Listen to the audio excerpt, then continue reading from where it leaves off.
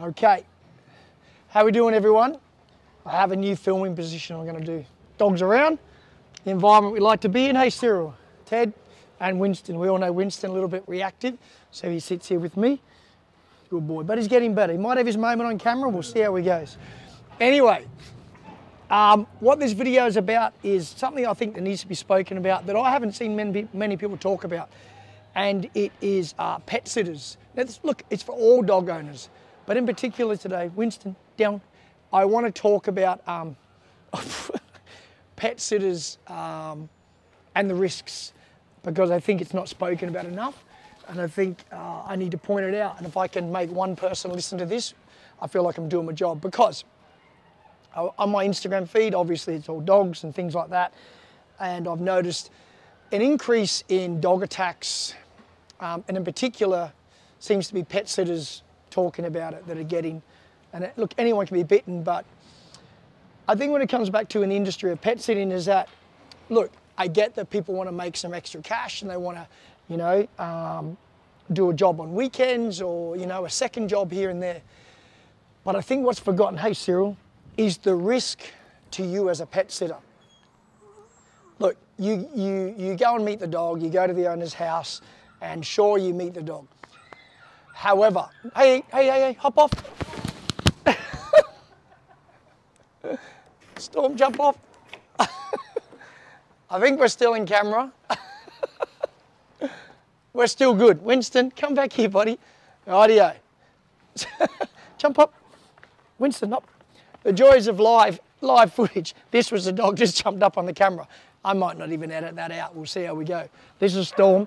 What I was saying is, this is real. The risks of this, because look, you meet the dog, you go there, you go for a walk, the owner's there and the dog all seems good. Then you're in the house and the owner's gone and the environment changes. Suddenly this dog who has met you once, maybe twice, maybe a couple of times, you're there and you may ask this dog to do something which you haven't done before, whether it be get off the lounge, don't eat their food, give a toy back, or it might be on the lounge where it normally sleeps, and then you're on the lounge with this dog and you pat it, and you don't know that this dog doesn't like to be disturbed when it's being patted, which is most dogs. Like the old saying, let a sleeping dog lie. Don't annoy a sleeping dog, like me as a person. However, what I'm getting at is you don't know these dogs for real, and you have never imposed your leadership on this dog. All you've done is met the dog in a relaxed environment and it's been all nice and you pat the dog and it's all good. But you haven't really been part of the dog's life for very long. So suddenly you're this new person in this house and you're asking this dog to do something. Could be as simple as going sit to a dog that you don't know, and that's not a sit, and this dog doesn't see you in that way. It sees you as someone who pats it and feeds it. And then you ask it to do something and it goes, no, because I see this all the time. Many dogs are good with food and patting them and doing whatever. But when you ask them to do something they don't want to do, you get pushback. And pushback can be a growl, could be a bark, could be a nip, or it could be a severe bite. But you don't know these triggers of this dog. So we get, you know, this conversation could go on for a lot of things. But in particular that, resourcing, toys, food, other dogs, whatever, furniture, anything. You don't know all the little triggers and idiosyncrasies and everything, nuances about these dogs. But you're suddenly coming to this house, the owner's gone and you're now in charge. And the owner's not there anymore. And suddenly this new person's in charge, trying to tell this dog what to do. So really I just wanted to make this video for pet sitters, but everyone, all dog owners, but in particular pet sitters and dog walkers, I suppose you'd say as well. You need to be aware that when you're suddenly in an environment with a dog and the owner's not around and you're imposing your leadership, you could use the word dominance if you like, but we're not trying to be dominant, we're just trying to lead the dog. Like I said, maybe ask him to sit or lay down or come to you. And that dog doesn't really respect you as that leader or that person. This is where problems come out. And some of the attacks I've seen are absolutely horrifying. These people have completely destroyed their lives. We're not talking about nips on the face. There's a few people you can see on social media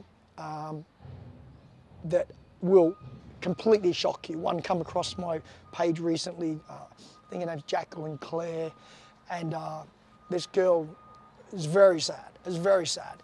But you could Google your own, you could look it up yourself. Now this is not to put fear into anyone pet sitting or dog walking, but it is to make you understand that if you're complacent and you don't truly know dogs and body language, you can get yourself hurt. And that's what brings me to that topic now. You need to understand body language. You need to be aware of this. Really detailed. This is not a casual thing. This is these animals, you know this is a cute, lovely black Labrador, but look at the teeth on him. He can do damage. You need to take this seriously, even for the little dogs, the Dachshunds, little French Bulldogs. Anyone who's into training dogs, Dachshunds, French Bulldogs can be trouble. They can bite like all dogs, but they can be temperamental. And we could go down the road with many breeds, but this video is not about breeds, nothing to do with breeds. It's about the risks of you being a pet sitter or a dog walker with dogs that you don't truly know, don't truly understand, and you overstep your boundaries. So what I would say to you, apart from learn about body language, really, really extensively learn about body language, don't overstep your boundaries with new dogs. Just be in the house and let the dog operate how it operates, and just be there, feed it, walk it, do everything with it. If you don't really know these dogs and this dog's sleeping on the lounge and you're not part of this dog's life permanently, and you're not, part of this family or stranger, you don't come up to a dog and say, get off the lounge if you're not in that level of respect with that dog. There's a lot of things that need to be thought of with this, and you can just use common sense with this. It's like you as a person, you're at home, and you're sitting on the lounge, and a person you respect and know says, hey, that's my spot. And you might go, okay, get out of it. And then a total stranger's in your house who you don't know that well and say that, you'd be like, what are you talking about? You don't live here. You're not to ask me to do that. And it really does make sense. It may sound funny, but it's true. It's the same theory. Got to think about that with a dog. Do you have that level of respect with that dog? Does that dog respect you enough to be asking that to do something? Hey, buddy? And that is really what I put out there. Just food for thought to get people prompted to think, and maybe tell people that you know who are pet sitters about this video. It's not about the knowledge I tell you, it's about just making you more aware. Regardless of what I say in this video. If this video creates thought and you go, hey, that's something to think about. I'm going to pet sit. I don't really know the dog. I shouldn't be telling it to do this. Shouldn't be. And it seems to be a lot of these pet sitters are getting bitten on the face. Look, as sad as it all is, and it's horrible, there's only one way to get bitten on your face, really. Okay, a dog can jump, but in real terms, I would say most times people are putting faces near dogs where they shouldn't be. Doesn't make it right. Don't take me the wrong way. But you can avoid a lot of these sort of things. And I'm sure these same people who are bitten on the face would probably agree with me and say, I did do the wrong thing in some cases. Not always. Sometimes dogs have attacked for no reason, jumped up, bitten someone. But in most cases, if a dog can bite your face, it's at a level where it can do it. So it's whether it's up like this, or it's laying down and you lean over it and you surprise it when it's asleep and it turns and bites. That's how quick it can happen. And often it's very instinctive. The dog doesn't mean to do it in a malice way. It doesn't wake up to attack you. It gets a surprise, it gets a shock, and it bites the first thing available. And that bite can be snap done, bite done, over very quickly, but with a massive amount of damage in a very, very short time. So to finish this off, I don't need to talk for long in this video, really just to remind you, please learn about body language. What is going to trigger a dog? And there's a lot of body language that dogs show commonly through all of them that are very obvious that the dog's not enjoying what you're doing. One particular one is if you're trying to do this to a dog, Winston loves it, but I'm giving him a kiss like that and he pulls his face away from me, he's trying to tell me something. Okay, he doesn't do it because he's a Labrador and but that's still, look, he has a risk as well. Every dog does. Would I do that to him being asleep? I actually wouldn't, because he could do it as well. But if I was doing this and Winston was pulling his face away, I would not pull his face back, even my own pet. He's telling me, I don't want this right now. So be aware of that sort of thing. That's a really obvious one. How does my face get bitten? I have my face here and he bites, okay? He licks then. But they are trying to tell you, it's no different to you as a person. If someone wants to hug you and you push them away, they don't want to hug. You wouldn't, or you shouldn't keep trying to hug that person. They're clearly telling you, I don't want to hug right now. That is the same with a dog, whether it be a kiss, a hug, a touch. If you don't know that dog and all its trigger points, Winston, down, and all its trigger points that can upset that dog, Nash, here buddy. Nash place. This is my other dog, this is Nash. Nash is a bit like that. See how he pulls away? He's different to Winston.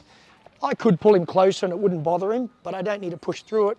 Cyril's a little different. Cyril loves it. Oh, don't you, Cyril?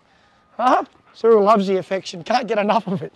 But anyway, so that's what I want to put out there for everyone, just to be aware of dogs that you don't truly know and understand. Don't overstep your boundaries. Even with a dog you don't know, if you don't overstep your boundaries, you will avoid a lot of problems. It's when you overstep and you think you have more connection with that dog than you really do, that you create problems, excuse me, mate, that you create problems for yourself. So let's be aware of that. I do believe in probably, you know, I don't know the exact percentage, but an extremely high percentage of dog attacks, they are avoidable. Very, very avoidable. People make a lot of mistakes with dogs. The biggest mistake we make is we look at them and go, he would never do that. Yes, he could do it too. If he's in the right situation at the right time and I do the wrong thing, this dog could bite my face as well. But how is he never going to get to bite my face? I'm not going to overstep my boundaries. I don't push him around when I shouldn't push him around. Hey boys, hey Ted. I don't do the wrong thing. I know these dogs very well, but I still respect dogs in general, and I know the damage they can do. This is why he's not off lead running around right now. He's not reactive right now, but he could be. There's a couple of dogs in this yard right now that are that do trigger my dog, and they will upset him. Look at these guys demanding attention. Hey Ted. So there you go, that's it for the video. If you got something out of this, if it provoked thought in you and you think someone else might get something out to think about it when they're doing pet sitting, dog walking, look, it's relevant to all dog owners, like I said, but really I am targeting pet sitters. Pet sitters need to be aware, please. Pet sitters, be aware. Cyril, you're very needy, mate. Pet sitters and dog walkers, be aware. Don't overstep your boundaries. Learn about the dogs. Think about common sense things you can avoid that can trigger a dog and give the dog the ability to bite you. Common sense is what it comes back to, people. Have common sense around dogs and always operate around a dog like they can bite you. And if you always have that in the back of your head, this dog could bite me, there's a very good chance you'll avoid ever getting to bite you. It's complacency and overstepping boundaries and getting slack with a dog that is what gets you bitten. So there you go, that's all I'm gonna, that's it for the video. I hope you got something out of it. As usual, if you like, please give me a subscribe, share, a comment, feedback, whatever you want to do. It is much appreciated. Like I said, this video is really just to provoke thought more than give a lot of advice. Sometimes that can be enough, just to promote a thought where people think about it, so the next time they're going to go to a house to watch a dog, they go, I remember that video. I got to be more aware and don't be careless. Okay? Thanks very much. See you guys. Bye.